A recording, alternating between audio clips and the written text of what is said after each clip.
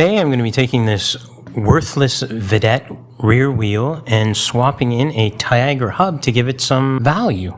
And keep watching, I'll show you how to do it.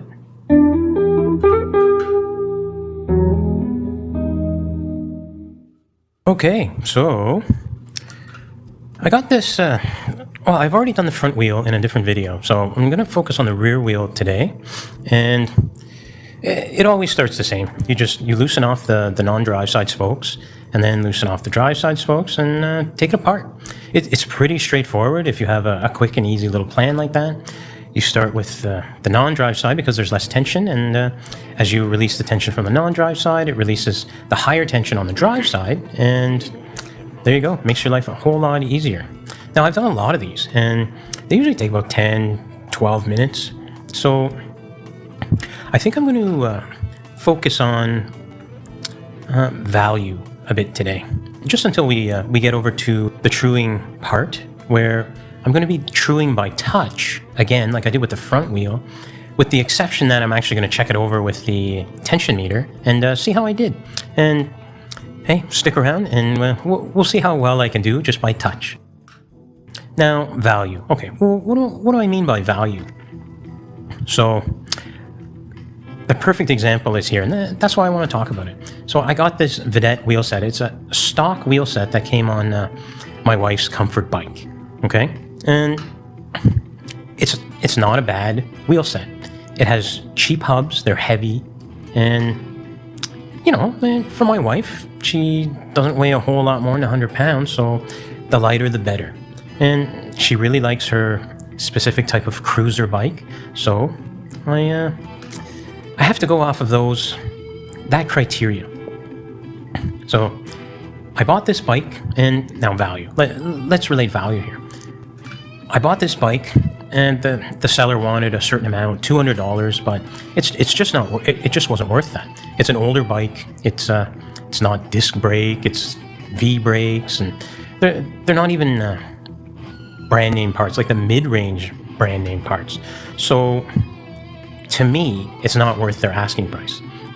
And that's something that we kind of need to understand when we're buying and selling stuff, is just because somebody asks a certain price doesn't mean that you have to pay it. There's this whole generation of people who watched Pawn Stars and decided that, hey, they can do it too, right? Oh, geez, even in real estate for the last 10, 12 years, basically, you just want to make up any price that you can get, and if somebody pays it, somebody pays it. Now, I think in 2023, things are going to start changing, and I certainly hope so, but I'm not going to change a thing. This is the way I've always done it, and the way I always will do it. So, they're asking a certain price, and I think it's only worth a certain amount. So what I did is I gave my price and said, if you want, I'll pay cash, you bring it to me. So now I've got a delivery in there. So I don't know if anyone uses delivery services or anything. One of my buddies is a courier, and he'll go pick stuff up for me, and I'll trade him for labor, parts, stuff like that. So some people think it's reasonable. And to be quite honest, it is reasonable, especially if they're over asking. They're asking too much, and that's why they can't sell stuff. So then you get a guy like me who sees a certain amount of value, and I'll give you what I think it's worth, and if you want it, you take it, and everybody's happy. Now, from there, I already have wheels that are a lot lighter than these. So what I did is I swapped those on to my wife's bike, make the bike lighter, and now she's happy. What it leaves me with is this lesser quality Vedette wheel set. I don't even know. I don't know what kind of quality it really is, but I have seen these types of rims for sale, and I'm pretty sure that they're all just mass-produced and branded differently depending on what companies bought them. So I kind of have an idea of the quality. The brake track is somewhat thick, so I'm going to say that it's good.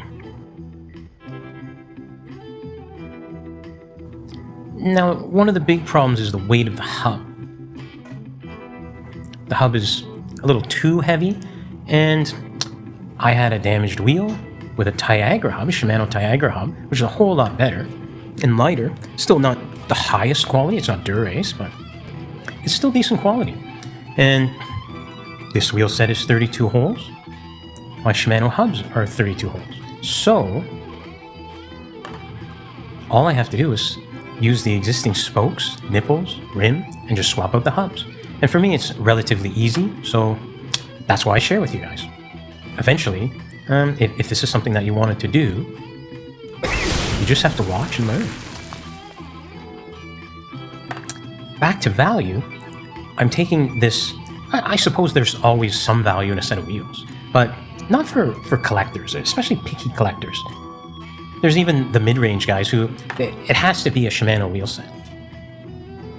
Now, these guys, I guess for the right price, I can sort of convince them that a Shimano hub in a decent rim with decent spokes is still good for their beater bike or their commuter bike or whatever, and being able to do it cheap is great. Now, again, let's go back to sellers. So, if you're coming to me, it means that you're probably already doing all this kind of stuff, buying and selling.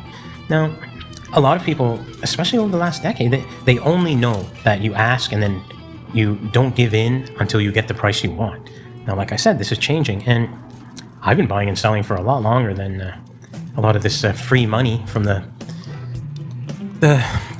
later 2000s there, the 2008, 2009 crisis. And there's always somebody who just doesn't feel like holding. They're impatient or whatever it might be. You just got to look for those people. The guy who wants to sit there and hold on to everything and no, I only want my price. It's worth so much more. It's like that guy I talked about before who gave me wheels, traded me a wheel, said it was great quality and it was worth so much. And it ended up being junk because I had to do so much work to it. A lot of times, it's the good meaning of ignorant. A lot of times sellers are just ignorant. They don't know what they have. They don't know what it is they're trying to sell. All they know is it has value and I'm not letting it go until I get this much. Now, the only way you deal with sellers like that is you don't deal with them. You simply look at the prices they're charging. Okay, so you go on your classifieds, whatever it is, wherever you are, whatever country, and you look at what they're asking. Now, anything that they're asking is going to be at least 50% less. And I'm pretty bad. I'm not going to pay. I'm not going to pay a whole lot of money.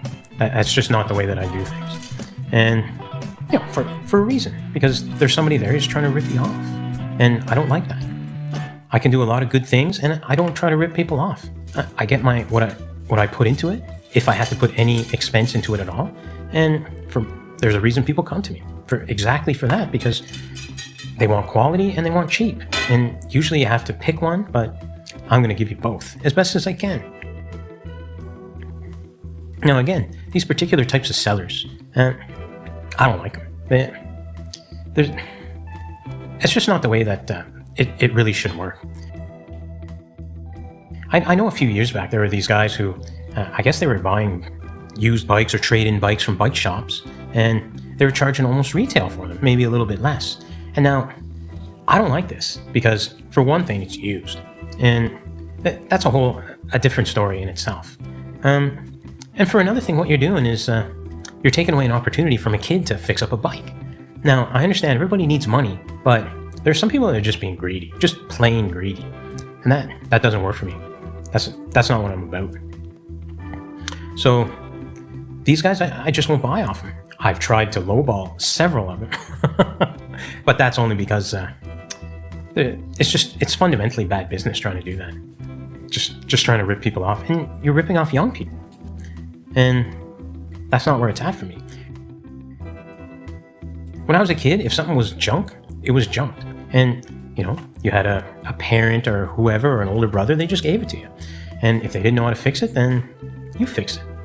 Now, of course, when we were growing up, there was always we had that guy who, his dad was very mechanically inclined, so of course he's mechanically inclined, and he was always playing around in his garage and stuff, and so, we learned off him. But anyways, a kid's got to learn somehow. I know there are bike co-ops, and I think to use their stuff, some of them, you have to pay. You have to pay to rent their tools or whatever, and that doesn't really work for a kid who doesn't have any money. So here we go. I just stopped there for a second. There's my Tiagra hub. And what I'm going to do is start the build. I'm not doing it Sheldon Brown style. I'm just going to do it regular style.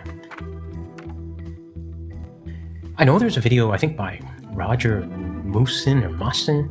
I don't know how to pronounce the name, but he's another I guess Sheldon Brown-esque wheel builder, and I do remember watching his video of him lacing a wheel, and this is how he does it. So I'll pay homage in that respect, even though I've been building wheels like this for a lot longer than I ever saw videos on YouTube about wheel building. So anyways, I'm always going to do it this way. I'm going to insert my spoke, align my hub, insert my key spoke, and then insert my second spoke on the non-drive side. I'm going to start my pattern that way. Now, I've explained this out a lot. It's just a 3-cross pattern, and it's always the same. You skip 1 hole in the hub flange, and then you skip 3 holes, and then insert in the 4th hole in the rim. And that's how you start your pattern. Now, I'm not going to fast forward my videos anymore, because there are things that I can talk about that they're related to bikes. I've been doing some videos on technical analysis, stock trading, and stuff like that, but yeah, and not everybody's into that. Not everybody has the funds for that. But one of the reasons I'm doing it is because there's always going to be the young guys who want to learn how to build wheels. It's inevitable. There's always the young guy who wants to learn a craft. It doesn't necessarily have to be wheels. It can be anything. Now, if you really want to excel in your craft, you have to put a lot of time into it. And nowadays, I guess we'll call it modern times, like 2023, you're going to be working far more than I did as a kid, or than my parents ever did. So what I want to do is give you guys, or give these kind of, I guess, aficionados, up and coming wheel builders, another means of supplementing your income, so that you can learn your craft. You can spend the time you need on your craft and less time working for whoever it is you work for. If you're working for a bike shop or whatever. I know there are the fly-by-night bike shops where, and during COVID, these things, they just showed up. And you'll see those guys that they've even started YouTube videos or YouTube channels to, make YouTube videos. And sure, if that works for you, that's great. But you can't rely on YouTube, especially if you're doing okay today. It doesn't necessarily mean that you're going to be doing okay in a year. And this wasn't necessarily the greatest year for bikes, whether it be wheel building or bike building, bike flipping. Hold on, I'm going to stop here for a sec. I make a pretty common mistake, and I'll show you here.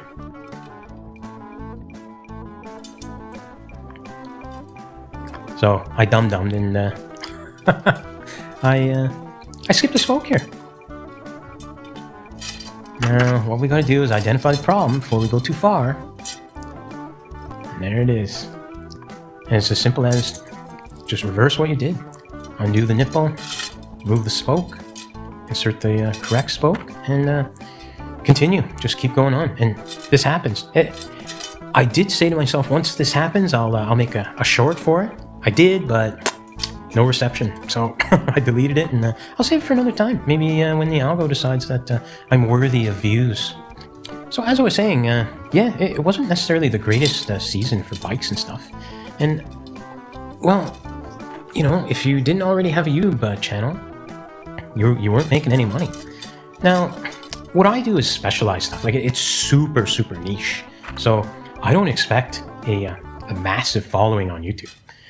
I'm doing it because I'm just showing what I do, showing my craft, because I know, out of 1,000, maybe 100 views, there's going to be 2 guys or 2 people that are going to get anything out of it and actually care. Now, if you can reach those 2 people, I suppose it's totally worth it, because it's a dying craft. Like, as soon as they started moving to machines to build wheels, like, this craft started dying out. And, well, it's it has more uses than just not having to buy a wheel. Now, again, I'll bring you back to why I'm doing a hub swap here. I had a decent enough wheel set, we'll call it, okay? And I want a better hub. I want to create value to this particular wheel set that I have kicking around. And, you know, it's not like it's going to add hundreds of dollars to the value of it, but it's going to convince somebody to, I don't know, maybe pay a little more, or it's going to convince them that you kind of know what you're doing. And I think that's even more important than money. Now, money, I'm not too worried about it. There was a massive steel bike revival, if you will, over, you know, during like, I think like 2014 up to like 2018, 2019 maybe. And I made, like, my hobby's paid for life. And then some. Okay, here's another problem that I wanted to show. So I mentioned it in the other video for the front wheel, and I guess I did it here on purpose, or maybe I just, you know, brain farted. The deep V rim, it's too deep for me to just insert the nipple by hand and hope that it just perfectly falls onto the spoke. So here, I'll try it again. This is one way to do it. You use the nipple driver. You just kind of hope that it lands on the spoke and it doesn't just slip by it and fall back into the rim, because all that jingling and jangling is a real pain. Geez, I think I even did the wrong spoke there. Wow. My brain's farting all over the place. So anyways, here's the other method, and that's you just take a spoke, screw it on the nipple from the rear, jam it down into the nipple hole, and put the spoke in it, and thread it on. And you just keep doing this. You lace your spoke, load your nipple onto the other spoke, jam it down in that hole, and thread it onto the spoke. It's that easy, and it's not a whole lot of extra time. But if you were charging people, you would tell them, yeah, it's a whole lot of extra time. I don't, because I know how to do it and I'm quick. It adds maybe a few minutes to my build. But hey, professional guy, he's gotta make money somehow.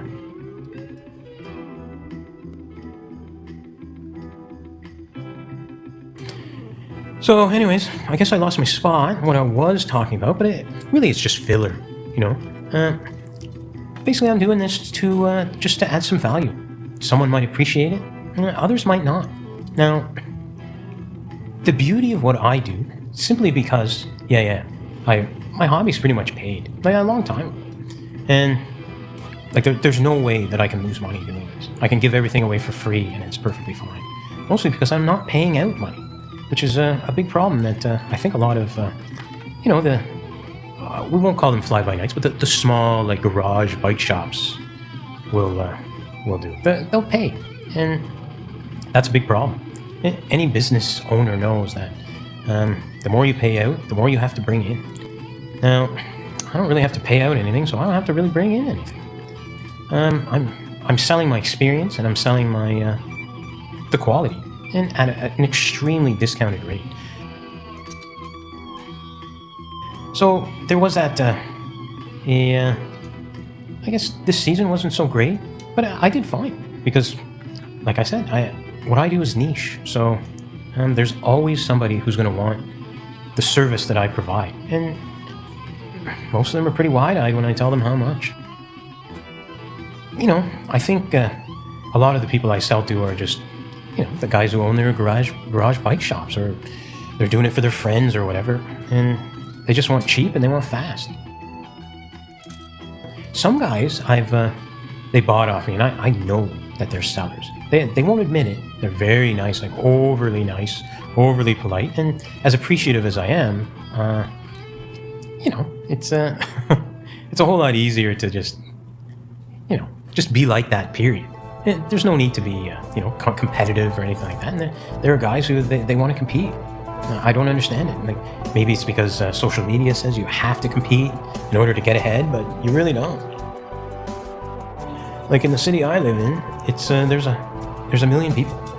A million people. Like, if every person has a bike, that's a lot of business for a lot of shops, a lot of fly-by-night shops, small garage shops. There's no reason that you should be struggling. Now, if there are guys struggling, and I think you're doing something wrong. And like I was saying, you can't rely on YouTube.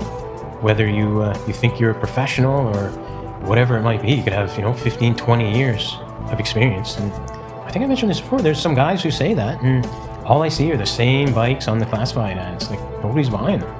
And there's a reason why nobody's buying them, because I guess you're not selling yourself properly. Just saying I know this and I know that I guess it doesn't really fly anymore. You actually have to show people that you know what you're doing.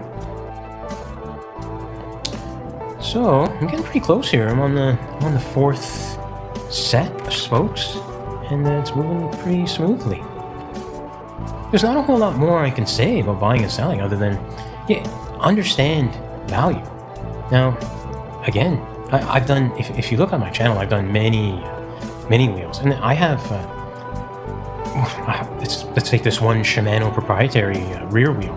It's good. It's not bad, but I can't really charge anybody for it because it's not perfect. Like it's just not that great a wheel. When they were sold, they're selling the dream, right? They're selling the new. Everybody needs what's new and improved and what's new for the season. Some people can afford that, and so they buy them, and I don't know, they upgrade or something. Maybe upgrade prematurely. I think on that one proprietary wheel there was a teeny bit of a hop, but I was able to get it out. And proprietary wheels, well, geez, I think that's another subject. I don't like them, and there's a reason why. You can only do so much with them, and basically the throwaway design is right there, and it's one of the things about mass production that it doesn't work for me. A wheel like this Vedette here, has the J-bend spokes, 32 holes. I can do something with it, So, like, I can put that Tiagra hub, put it back into use. I had previously turned this wheel into a single-speed freewheel hub, and that I'm going to use on another wheel. And you'll see how you can just move these things around, move these parts around, and it creates value, like better value for somebody else. Now, as much as I like doing it, that I always have to stress, just don't be greedy about it. I don't see anybody really doing what I do. Hub swaps, this kind of thing, for as cheap as I do it. But yet they seem to have the most expensive items possible. I really don't understand what the mindset is, other than I'm trying to get as much as I can get, and buyer beware. Caveat emptor. Now, if this build doesn't turn out as well as I hope it does, then I'm probably just going to give it away. But it's going by quite smoothly. It looks great, and once we get it on the stand, then we're going to know. Now, I'm pretty much done here, so I'm going to stop with my stream of consciousness about value and buying and selling, and I'm going to concentrate more on the truing and tensioning by touch. Now, I've explained this before. Basically, we're just going to pretend we don't have a tension meter. The only difference is, because this is the rear wheel, I'm actually going to check it after with my tension meter. So I'm not going to take it to an initial tension. I'm just going to throw it right on the stand with very little tension. You can see that right there. Like, it's just moving. So what I'm going to do is I'm going to try to true it with as little tension as possible. And I'm going to try to keep it, I'm going to try to center it. You can see how it sort of veers off to the left. Well, I'm going to center that. So again, all I'm doing here is I'm just going to raise the tension slowly on offending spokes. Now, I'm showing you this angle. I'm going to try different angles, like, as I keep making videos, until I find the perfect one. But this angle here, it gives you an idea of where it sits laterally. It's not going to really help you out with the radial truing, but I'm going to try out a different angle, and then we can see. So I'm just going to tighten up the spokes here, and that's all I'm doing. Tighten up offending spokes and try to get it as centered as possible between the indicator arms. There's that hop. You see how it's long, drawn out hop? We're just going to start working on it. So we'll look for that low spot and start bringing the tension up. there's no point in trying to take tension off to drop a high spot because, well, like I said, there's no initial tension here. So let's, we just find our offending spokes here. Touch, that's pretty loose. And that's a little tighter. You can see the difference, right? So that's what we're looking for. It's a bit tighter there, a bit tighter there, really loose. Really loose. So you can check deflection with your fingers. And that's what we're gonna do. We're gonna just sort of compare tension and see which way we need to, or which side we need to add tension to and drop tension. So here you can see, I'm just gonna try to tighten up, bring the tension up. And that's just gonna correct where the rim sits. There, a little tighter, a little tighter. It's a little more uniform. So there we go. You can see how it pulls to the left. And pulling to the left also creates a bit of that high spot, so a hop. So as we're correcting both laterally and radially. And it's good to understand how this works. So you can see these are tight. And what do we got here? We want to bring it over to the right. So let's see here. You see those are a little tighter. Okay, I guess I want to bring it to the left, because that's where that loosest spoke was. And slowly, slowly, we start bringing it over. So we can see that. We can see which spoke is loose, which is tight, and then we tighten it up, depending on which side we need to bring it to. Okay. So there, we can see how prominent that lateral wave is. And so we're going to look for our offending spoke, and then we're going to tighten it or loosen it. Either loosen on the left side or tighten on the right side. So what we're going to do is we're going to try to drop that hop and bring it over to the left side. So true radial and true lateral at the same time. There's a bit of layering in every video, but I'm going to try to simplify it as much as possible. So we want to bring the tension up, bring it over. That's all we're going to do. Okay, and slowly, slowly we start seeing it localize to one or two spokes, and then we correct, and we correct all the way down. It was a long, drawn-out hop, and now it's just becoming a smaller hop, nice and localized. There we go. Now we see there's a smaller hop, and it's a little high here. So we'll check the tension, see if we need to bring it up on the lower spoke, on the lower tension spoke, or lower the tension on the higher tension spokes. So what we did here is we dropped a little bit of tension. There, we're touching, so we're going to bring the tension up here. So we feel nice and loose. And those are a little bit looser. And those are very loose. So what we're going to do is we're going to bring the tension up on those loose spokes. Bring it up 1, 2 turns.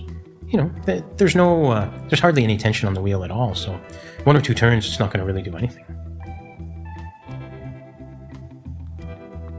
And we'll just keep going all the way around the wheel. Feel for our loose spokes. There, in this case, we got 2 nice loose spokes, and we're going to pull those up. We can see how our hop is sort of disappearing. It's less prominent, and then it's becoming localized. So we're going to see where the lowest spot is, and we'll test our spokes by feeling how loose they are, how tight. There we go. So we have a small hop. So we're going to check and see how tight those spokes are. And they're pretty tight in comparison with the other ones, right next to them. So in this case, we might want to bring the tension down on those tighter ones and bring it up on those looser ones. And here we go. It's just looking so much better. I think so too. Let me see. That's nice. So again, we're just checking tension. as a rule of thumb, we can just think if there's a hop, then the tension's too high. If there's a dip, then the tension's too low, and we just correct. You can correct slowly, or, in this case, I'm doing it a little quicker, maybe 1 or 2 turns, simply because there's no tension. Now we can see that a lot of that hop is gone, but it's pulled over to the left side, so let's touch. We can feel that there's probably going to be, there's not enough tension on the right side, so we want to bring it over to the right side. And wow, look at that. It really cleaned it up. And there's just a few little hops, and really it looks pretty good. At this point, it's somewhat rideable, and I guess we could bring our tension up if we wanted to. I found a way to show dish a little bit better. You can see that it's off just a bit on the drive side. Not too much, just a bit. So what we're going to do is we're going to start tensioning up, and because we have to dish, we can dish by tensioning. So we'll bring the drive side up, and we'll give her a test. And we can see. Let's see how uniform it is. And this is just by touch, and it's actually not so bad. It's all pretty uniform at this point. That's a little high, so we take the tension off. Half turn, maybe a full turn. Not too bad. Yeah, it's all pretty uniform, and that's just by touch. And we weren't using the tension meter at all. Wow, it's actually very good. Okay, I didn't do too bad. It's a little bit high on that spoke, but there's always going to be a few that are a bit too high, a few that are a bit too low. We're trying to go to that 10. All right. That's not bad. That's not bad at all. And that's without the tension meter. I'm going to stress this now. You can do this very easily. You don't need the tension meter. You can just do it with your fingers. I have experience, but... Oh, there's another high spot. I have experience, but it doesn't necessarily mean that you can't gain experience on your own. And all you have to do is just try. So here's the non-drive side. It's looking pretty good as well. See that one? Oh, there it's low. It's not bad. It's a little low. It's a little low. All right.